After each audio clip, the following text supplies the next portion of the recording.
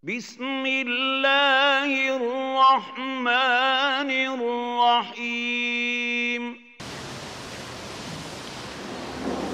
السلام عليكم ورحمة الله وبركاته.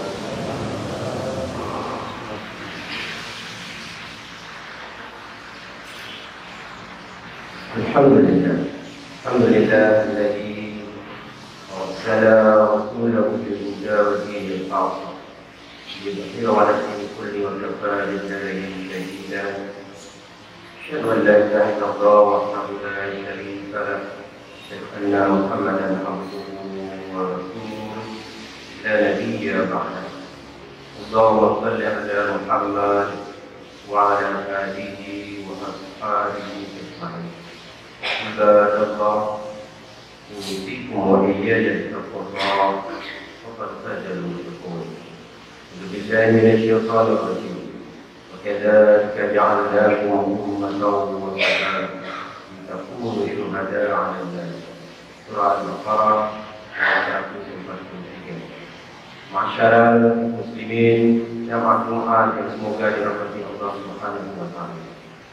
Dalam keseharian kita sering mendengar pemerintah mengembangkan pemikiran Islam wasatiyah.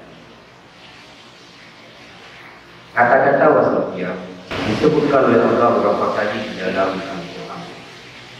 Salah satunya adalah di dalam surah Al-Baqarah ayat 143. Wa kadzalika ja'alnakum ummatan wasatan.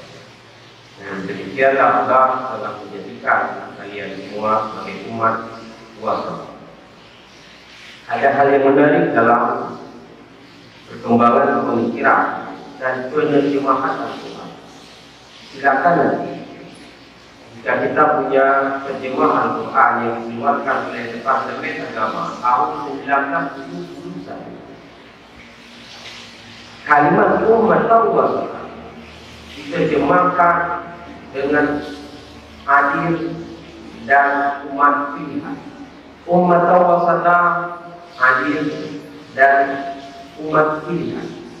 Dan ini sesuai dengan kebanyakan tafsir-tafsir. Dalam tafsir Ibnu Katsir, umat wasatah ditafsirkan dengan adalan wa khairan. Dalam tafsir Ibnu Utsaimin adalan wa khairan. Dalam Tuhfatul Tafsir adalan wa khairan. Menarik, belakangan ini Kementerian Agama menerjemahkan umat wasatah, umat pertengahan. Umat pertengahan seakan-akan mau disandingkan dengan Islam moderat. Memang di dalam tafsir Al-Munir wa Al-Bukhari mengartikan umat wasatah itu juga bisa bermakna baik pertengahan, tetapi ujung-ujungnya juga adalah mengandung nilai adalah wa khairan. Kalau kata-kata wasatah diartikan dan dimaknai dengan moderat, maka ini adalah sungguh menyimpang jauh daripada kandungan tafsir-tafsir yang muhtabar. Ini adalah dikerjakan secara sistematis, seakan-akan ada masalah dengan pemahaman, dengan amal, dan juga dengan pelaksanaan Islam di negeri kita. Sehingga ada sebuah desakan kata-kata kalimat umat wasatah itu diartikan dengan umat pertengahan. Maknanya adalah Islam yang moderat. Seharusnya secara konteks bukan Islam wasatiyah yang perlu dikembangkan, tapi yang perlu dikembangkan adalah wasatiyah Islamiyah. Artinya cara pandang, cara hidup, cara pandang dan cara hidup yang pertengahan menurut Islam. Karena jika Islam disebut dengan Islam pertengahan, maka ada Islam yang kiri, ada Islam yang kanan, dan ini sungguh berkejangan dengan ruh dan Islam itu sendiri. Beliau akmalul lakum dinakum, atmamtu alaikum ni'mati wa raditu lakum Islam. Islam tidak perlu ditambah dengan pertengahan Islam wasatiyah, Islam moderat, Islam, karena ketika disebut Islam wasatiyah atau Islam moderat, seakan-akan jika kita tidak ikut dengan paham itu, kita akan dianggap sebagai Islam radikal. Ini sesungguhnya sesuatu yang sangat berbahaya. Dulu para ulama kita menafsirkan Quran terjemahan itu adalah adalah wa khairan. Umat wasata itu adalah umat yang adil dan umat pilihan. Sekarang sudah berubah. Karenanya kaum muslimin rahimahullah sesuai dengan keyakinan kita, terjemahan bukan Al-Quran. Al-Quran adalah makna walaupun dia tidak akan berubah sepanjang zaman, karena akan dijaga dengan sanad tafsir dari para ulama yang sabar.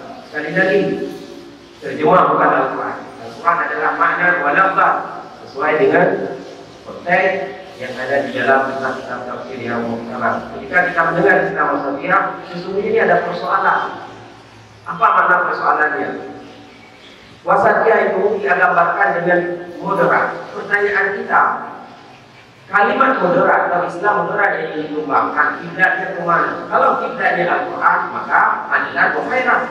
Tetapi ketika dikembangkan ke Islam moderat ini dengan paham barat, sungguh berbahaya.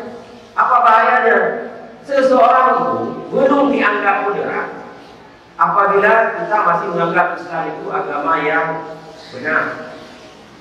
Kita tidak akan dianggap moderat kalau kita ketika kita berpidato hanya mengucapkan Assalamualaikum warahmatullahi wabarakatuh, tidak mencampur baurkan dengan salam-salam yang lain.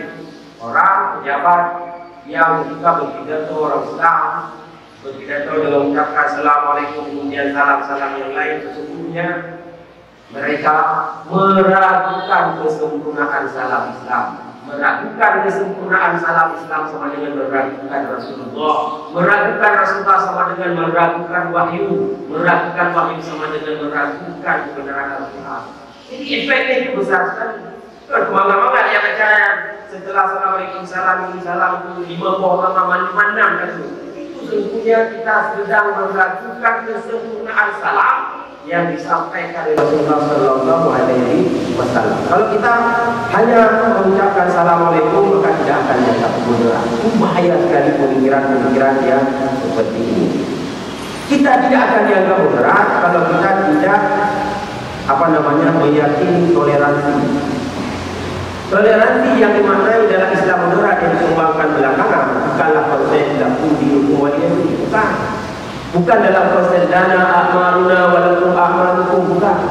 Tapi toleransi yang dikembangkan sekarang itu adalah kalau kita belum mencintai, kalau kita belum cinta kepada ajaran agama lain, kita belum dianggap toleransi. Maka lihatlah ketika ada 25 Desember, minggu depan anak ucapkan selamat hari raya wajah, kita akan dianggap mereka. Sungguh bahaya sebenarnya jika pemahaman Islam moderat, Islam wasatiyah itu kiblatnya adalah barat. Jadi kalau akhirnya pemahaman itu bukan Islam wasatiyah, bukan Islam moderat, tetapi adalah wasatiyah Islamiyah. Cara itu Islam tidak ada masalah. Kaum muslimin rahimahullah, ini adalah fitnah pemikiran yang terus-menerus ada di sekeliling kita, dan kita paham betul agar kita tidak terjebak. Dan jauh sebelum wasatiyah ini sudah berkembang paham natifisme.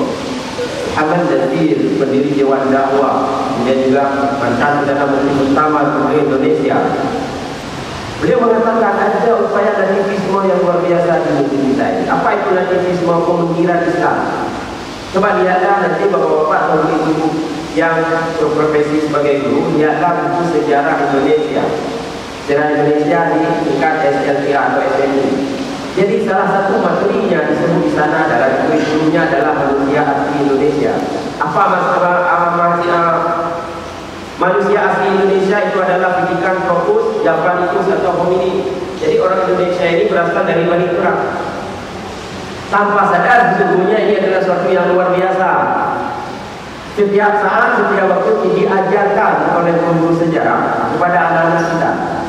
Pada anak-anak orang Islam diajarkan bahwa manusia asli ini adalah manusia Bani Turak, bukan Bani Adam. Ini kan menyimpang dalam proses. Tapi kita tidak menyadarinya. Banyak orang yang melakukan penelitian, ada pemikiran-pemikiran Islam. Ini adalah salah satu upayanya, dan lihatlah kantor-kantor kementerian dan juga besar hasil penelitian orang. Jarang sekali ada itu gambar-gambar masjid, foto-foto masjid, gambar-gambar pesantren. Yang ada adalah patung-patung, kemudian juga gambar-gambar candi, gambar-gambar yang lain. Itu sesungguhnya adalah nasionalisme pemikiran Islam. Apa makna daripada sejarah Islam? Ya? Tidak ada disebut di sana seakan-akan manusia Indonesia ini tidak ada hubungannya dengan Nabi Adam, tidak ada hubungannya dengan wahyu bahaya sekali. Kalau itu diyakini, bayangkan kalau gurunya tidak faham, tidak yang sesungguhnya. Kaum muslimin rahimahullah, di buku sejarah juga, cobalah nanti kita tengok. Di buku sejarah ada disebut nanti di sana sejarah maksudnya juga Nusantara. Ada sejarah maksudnya Islam di Nusantara, tapi nyaris tidak ada sejarah maksudnya Kristen di Nusantara. Karena mengapa? Kristen masuk bersamaan dengan penjajahan. Artinya Kristen itu adalah agama yang dibawa oleh penjajah. Kristen adalah agama penjajah. Yang tidak ada di sejarah. Islam maknanya. Apa akibatnya? Maka mereka akan mengatakan Islam itu adalah agama Islam. Yang asli itu adalah apa? Animisme. Yang asli itu apa? Perubahan batu-batu dan lain sebagainya. Bahaya sekali kaum muslimin yang berkembang. Ini adalah turunan Islam. Cuma kita tidak sadar. Ini sudah dilakukan bertahun-tahun dan kurikulum demi kurikulum. Malah kita temui hari ini apa bedanya kurikulum di dalam syariat Islam dengan di Papua dan di Bali dan di luar Aceh? Tidak ada bedanya. Maka hari ini kita melihat jika Saudi Arabia adalah negara yang paling rendah angka kejahatan di dunia. Saudi adalah negara paling rendah angka kejahatannya di dunia. Bukan tidak ada kejahatan, ada. Tapi coba bandingkan dengan negeri kita, kalau Aceh Darussalam berlaku secara Islam kurang 20 tahun, angka kejahatan dengan Sumatera Utara saja, dengan daerah lain, kemudian angka kejahatan sebelum syariat Islam, setelah syariat Islam tidak jauh beda. Penjara sebelum berlaku syariat Islam dan penjara setelah berlaku syariat Islam juga tidak jauh beda. Menunjukkan kaum muslimin rahimahullah pendidikan kita yang bermasalah. Kita tidak pernah fikirkan tentang hal itu. Pemerintah tidak sibuk dengan hal-hal yang lain. Dianggap pembangunan itu adalah hanya pembangunan fisik dan sebagainya. Maka kita tidak menyadari angka kejahatan kita juga seakan-akan orang nanti akan melecehkan. Coba lihat Aceh berlaku syariat Islam dan penjara masih penuh. Campur setiap hari. Campur sebenarnya itu adalah persoalan hanya penindakan. Seharusnya itu harus dikurang. Bagaimana kita memenjarakan orang, mencampur orang karena mencuri, sementara orang yang tidak bayar zakat tidak pernah dicampur. Bukan persoalan negeri kita yang tidak bisa syariat Islam. Bukan cara urut katakanlah orang yang mencuri di Aceh itu kita penjarakan. Orang tidak bayar zakat tidak ditangkap. Bagaimana pertanggungjawaban kita dengan Allah Subhanahu Wa Taala? Artinya harus seimbanglah dalam itu. Karena kaum muslimin rahimahullah kita kembali kepada pemahaman tadi. Tidak disebut toleransi kalau kita belum mencintai agama lain. Ini adalah paham-paham yang berkembang. Belakangannya adalah fitnah pemikiran yang luar biasa kaum muslimin rahimahullah. Kemudian kalau kita tidak belum mau menerima LGBT, belum menerima nikah lawan jenis, kita tidak akan dianggap toleran. Kalau kiblatnya Islam modern, Islam wasatiyah itu barat. Tapi kalau wasatiyah Islamiyah, maka tidak ada masalah sama sekali kaum muslimin rahimahumullah. Tambah lagi itu adalah sekularisme yang ingin membebaskan atau membersihkan politik daripada agama. Sehingga politik identitas, mana politik identitas orang Islam pilih orang Islam. Kalau kita masih berpikir seperti itu, maka kita belum dianggap orang-orang yang nasionalisme. Kaum muslimin rahimahumullah, kita pernah mendengar ada pernyataan, saya adalah orang Indonesia yang beragama Islam. Ini adalah paham nasionalisme. Pertanyaannya, mana lebih duluan kita diberikan KTP atau akte bahwa saya ini adalah orang Indonesia dengan diajarkan? Mana lebih duluan kita diajarkan Pancasila dengan asas? Ketika ada yang menyatakan saya ini adalah orang Indonesia yang beragama Islam, ini adalah pengaruh dari sejarah tadi bahwa agama Islam ini yang dianggap agama Islam. Jadi kita ini harus mendahulukan rasa kebangsaan baru Islam. Ini adalah sesuatu yang sangat luar biasa bertentangan dengan prinsip-prinsip keyakinan kita. Sebagai seorang Muslim, ketika kita lahir diajarkan yang pertama, bukan di Pancasila. Bukan kita anti Pancasila, bukan kita anti Indonesia. NKRI ini adalah wajib kita cintai. Dengan apa kita cintai? Dengan iman, dengan amal, dengan syukur, dengan ketakwaan. Hanya dengan kesyukuran dan ketakwaan Indonesia ini akan berkah. Kalau kita hanya mengatakan Indonesia ini harga mati, tetapi dengan hanya berkuat-kuat sambil berkorupsi, laknat Allah yang akan datang. Kita cintai negeri Indonesia ini sebagai wilayah dakwah. Kita cintai Indonesia ini dengan amar ma'ruf nahi munkar. Kita cintai Indonesia ini adalah dengan amal dan kesalehan ketakwaan. Karena hanya dengan itulah keberkahan dari langit dan bumi akan turun. Jadi kalau kita hanya berucap NKRI agama saling korupsi, ini kan la'nat Allah. Karena kaum muslimin rahimahullah tidak cinta negeri ini karena ia adalah wilayah dakwah kita. Kita cinta negara ini karena ini adalah tempat kita beramal saleh, dan mencintai Indonesia adalah dengan amal dan kebaikan. Kaum muslimin rahimahullah, ini adalah perkara-perkara yang bukan perkara baru sebenarnya. Allah Subhanahu wa taala ingatkan dalam Al-Qur'an bahwa dalam surah Al-An'am ayat 112, wa kadzalika ja'alna likulli nabiyyin aduwwan syayatinal insi wal jin yuhi ba'dhuhum ila ba'dhin fal qawlu ghurura. Musuh adalah bagi setiap nabi itu musuh. Dari mana musuhnya? Daripada syaitan dan daripada syaitan. Syaitan itu ada jenis jin dan jenis manusia. Yuhi ba'dhuhum ila ba'd, dan mereka saling mengingatkan, saling menguatkan apa yang mereka lakukan dan metode apa yang mereka gunakan untuk fal qawli ghurura. Mereka bentuk komunikasi, bentuk mereka memusuhi Islam adalah dengan menggunakan fal qaul, perkataan-perkataan yang indah. Mana contoh perkataan indah yang tadi? Toleransi, moderat, nasionalisme, sekularisme, hidup dengan mengedepankan kearifan lokal. Semuanya itu sesungguhnya adalah bentuk fal qaul, karena secara zahir dan batin itu jauh daripada yang namanya kebenaran. Karena kiblat daripada semua itu adalah kiblat yang tidak jelas. Oleh karenanya kaum muslimin rahimahullah, kita senantiasa belajar, senantiasa memahami, memikirkan apa yang sedang terjadi ini.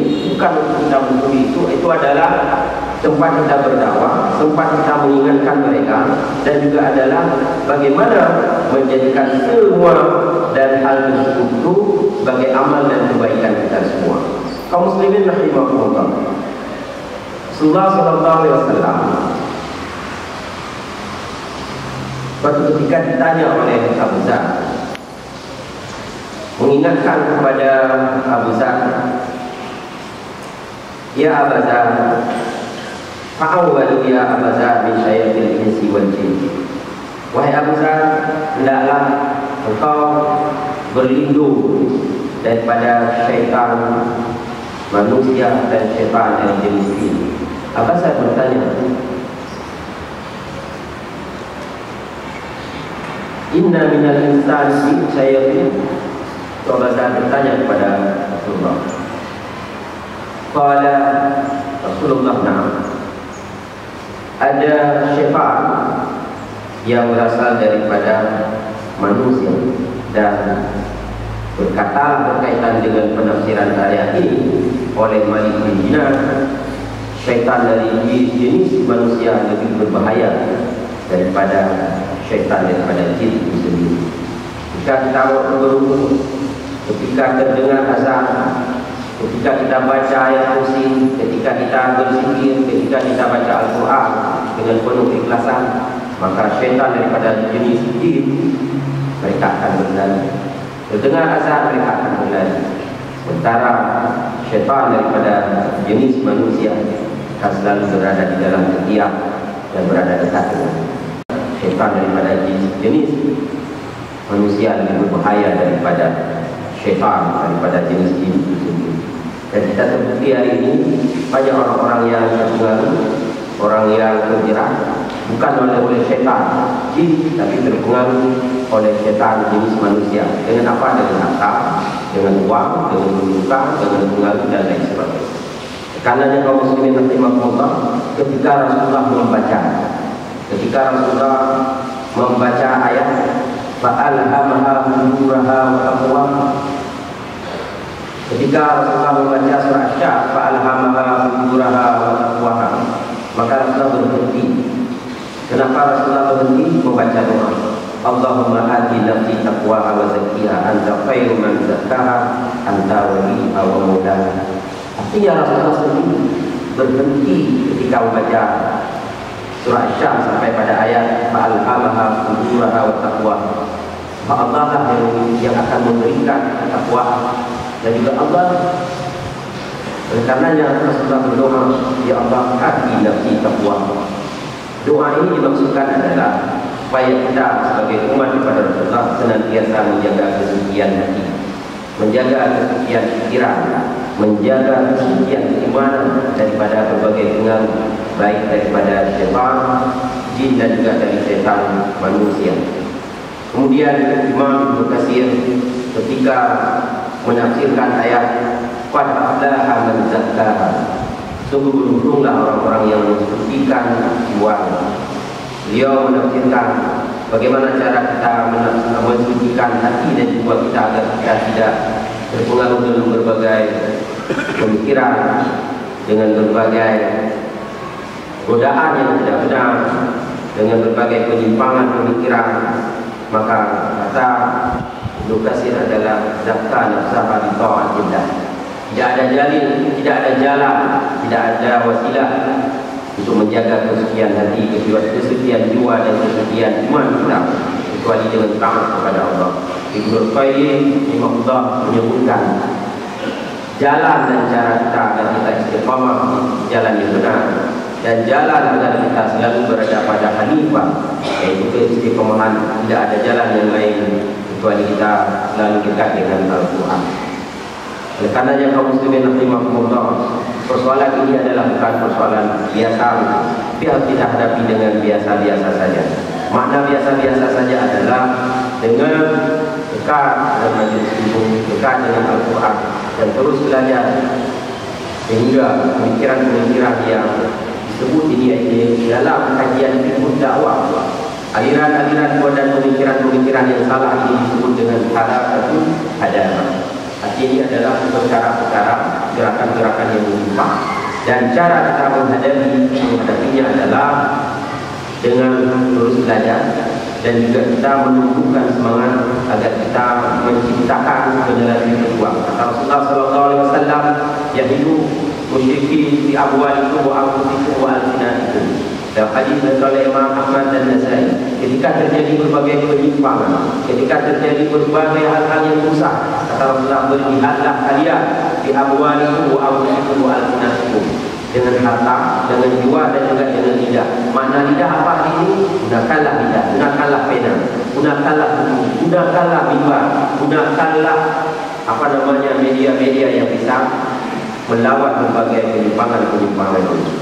Oleh karenanya kaum muslimin, tugas kita adalah melahirkan generasi kedua di antara berbagai penyimpangan-penyimpangan ini. Terakhir kaum muslimin, yakinlah yuriduna liyutfi'u nurallahi afwahihim wallahu yutimmu nurihi walau karihal kafirun.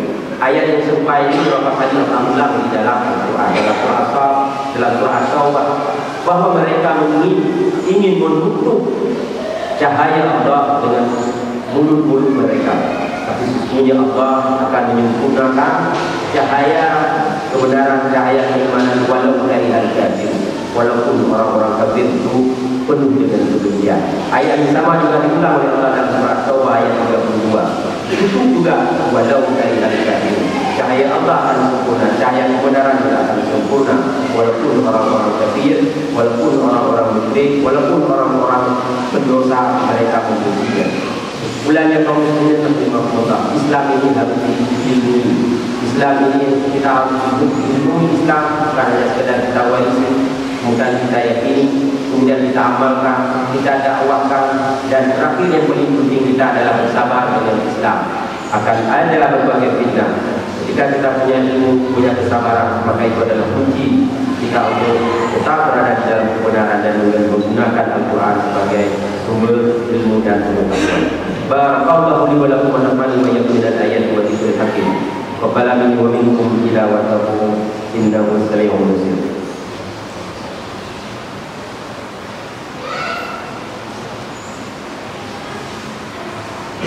Alhamdulillahilladzi khalaqal mauta wal hayata liyabluwakum ayyukum ahsanu amala. Asyhadu an la ilaha illallah wahdahu la syarika lah, asyhadu anna Muhammadan abduhu wa rasuluhu la nabiyya ba'dahu. Allahumma shalli ala Muhammad wa ala alihi wa ashabihi ajma'in. Ibadallah, usikum wa iyaya bi taqwallah faqad faza al-muttaqin. الشيطان الرجيم والعصر إن الإنسان لفي خسر إلا الذين آمنوا وعملوا الصالحات وتواصوا بالحق وتواصوا بالصبر. اللهم اغفر للمسلمين والمسلمات والمؤمنين والمؤمنات الأحياء منهم والأموات والتابع بيننا وبينهم بالخيرات. رب اغفر وارحم أنت خير الراحمين. ربنا آتنا في الدنيا حسنة وفي الآخرة حسنة وقنا عذاب النار. ولذكر الله أكبر والله يعلم ما تصنعون.